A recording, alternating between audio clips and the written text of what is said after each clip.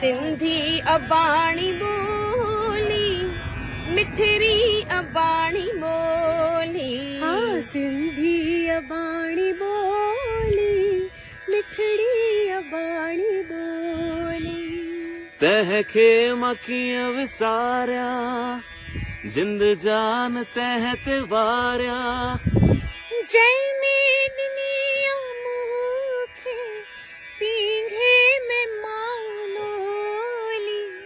सिंधी अबाणी बोली मिठड़ी अबाणी बोली। सिंधी अबाणी बोली तंहिंखे मां कीअं विसारिया जिंद जान तंहिं तां वारिया।